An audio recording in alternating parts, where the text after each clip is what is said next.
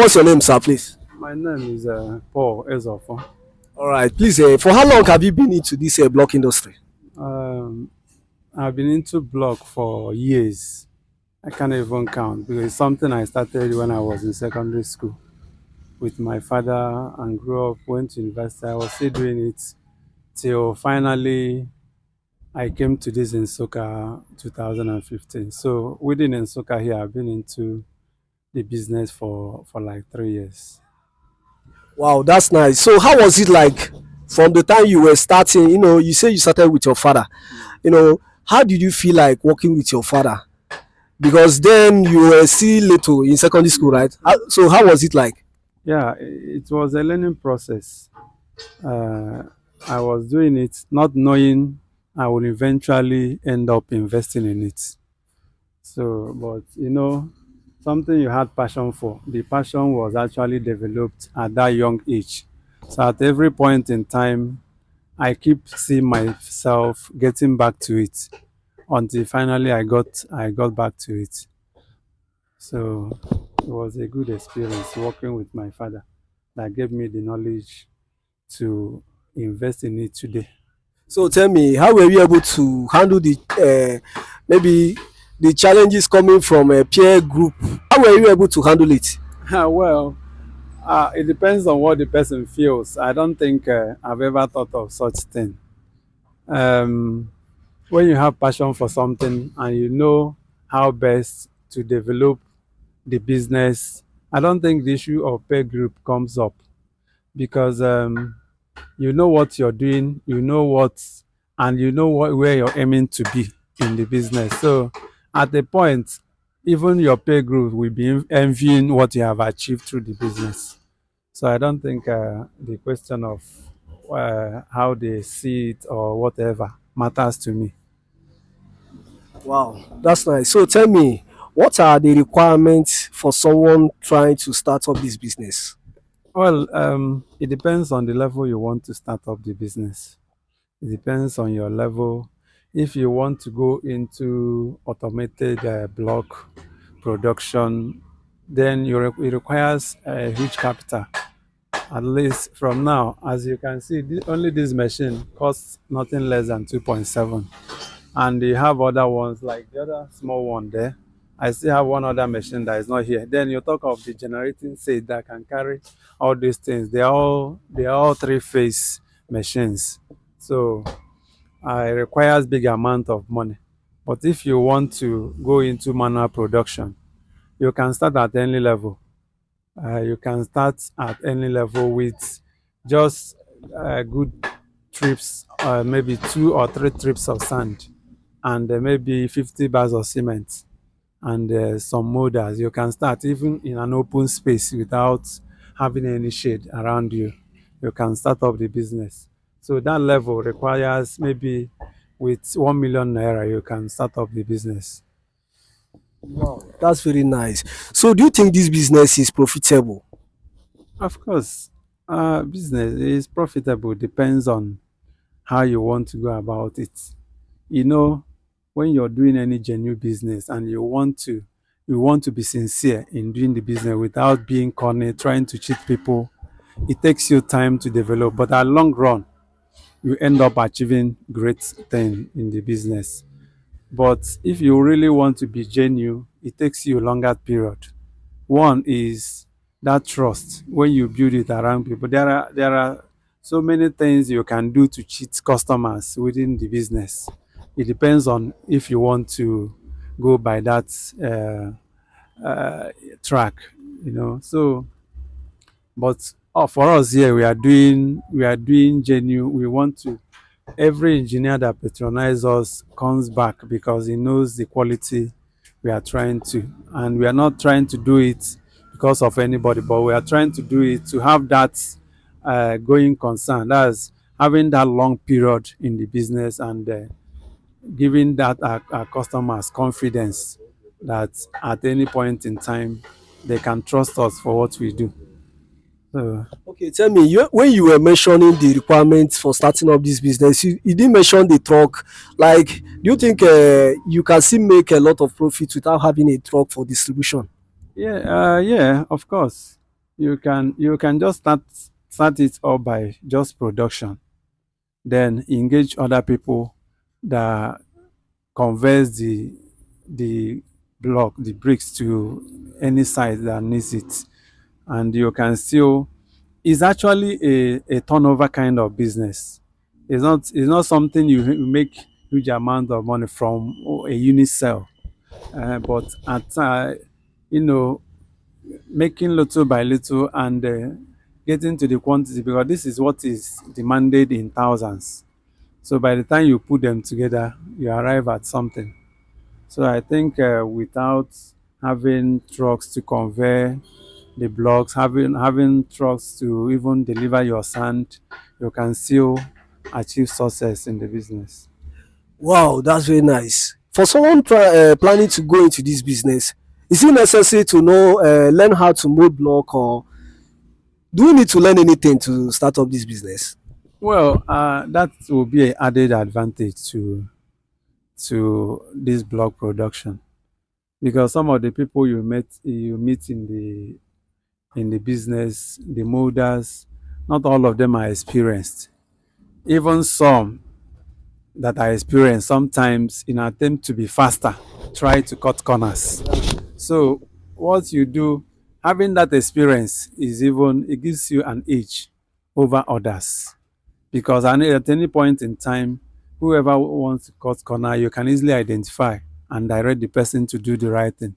So it's a good advantage to anybody that knows how to do it even before getting into the business. But you can still operate without knowing how to do it.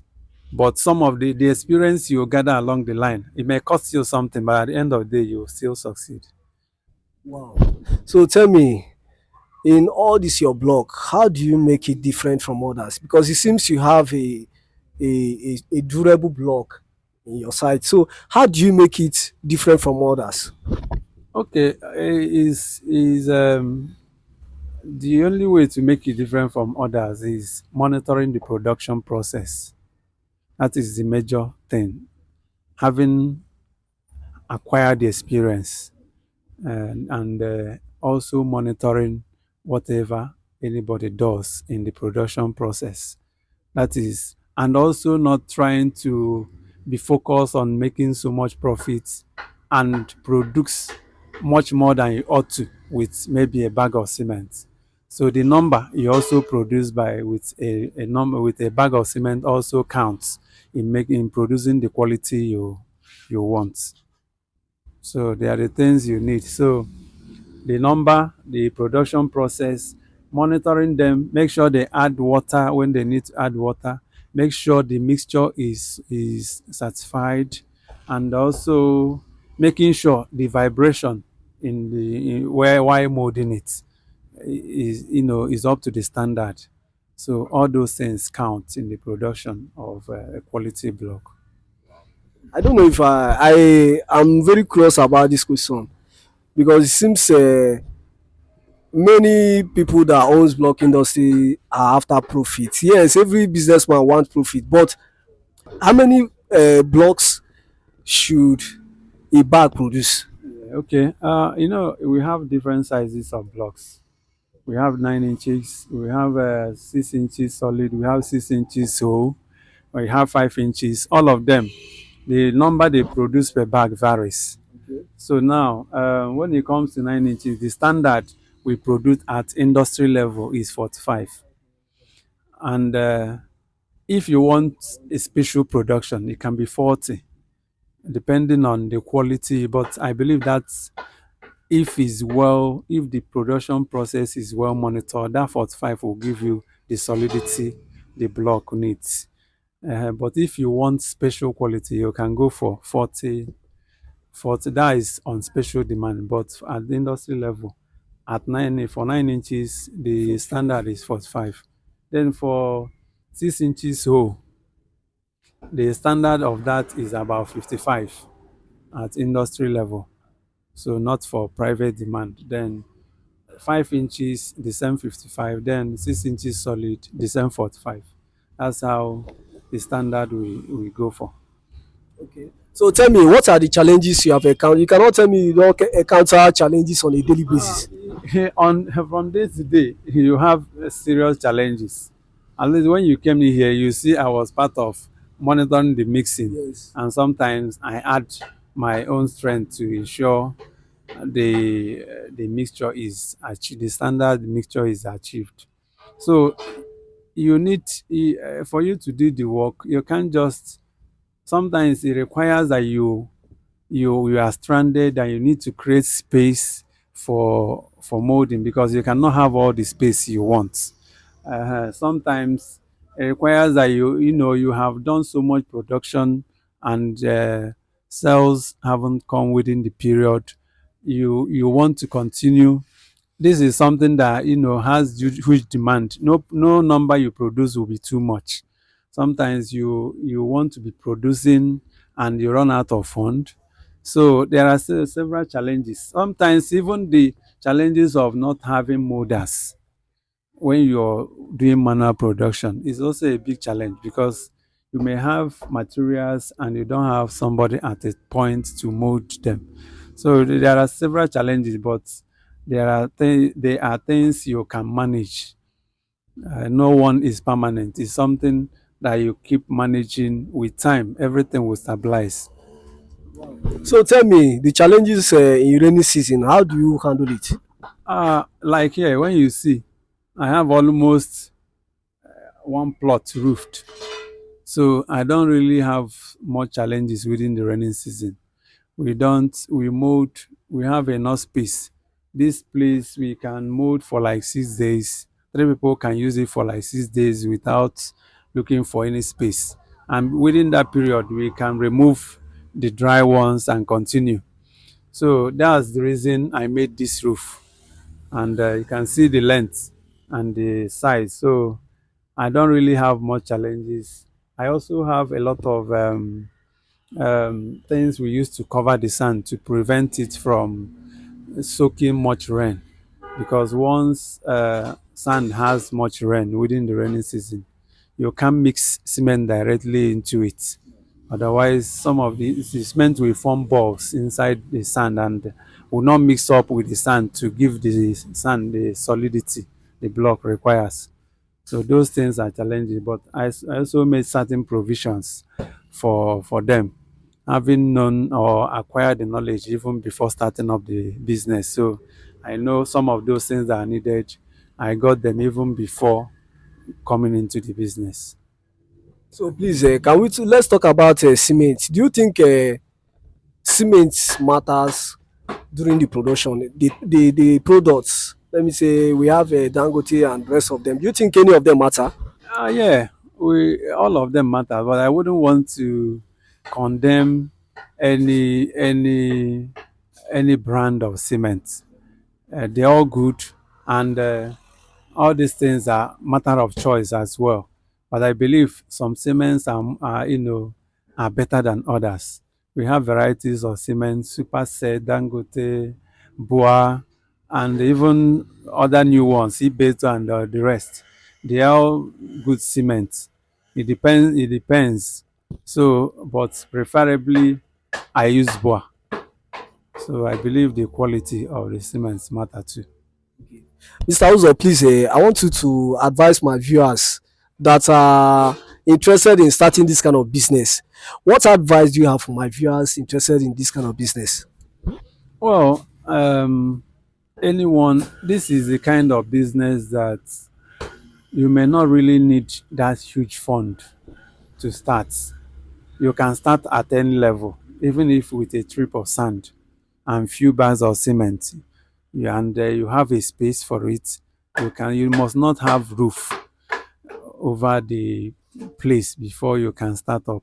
It's a business that um, I believe anybody coming up that is determined to succeed can as well go into. It's not that it can't give you money overnight, but at long run, if you're doing the right thing, I believe you will eventually succeed in it. You can ignore the little stress about it. It doesn't last for a long time. As you keep managing them, everything will be taking the right position. So you don't need, it's a business I will encourage anybody with a little capital to go into, and you can as well contact anybody that can advise you on what and what to do. Like if I have young people that want to go into the business, I can advise them on what to do. And eventually, if they listen to my advice, keep taking my guidance, I believe they will succeed in the business. Wow. Wow, thank you so much, Mr. Ozo. This is really, interesting to know that block industry is one of the legit hustle that you can venture into and make profit. Thank you very much, sir. Thank you. Yo, subscribe to Legitors Law on YouTube channel. Pra.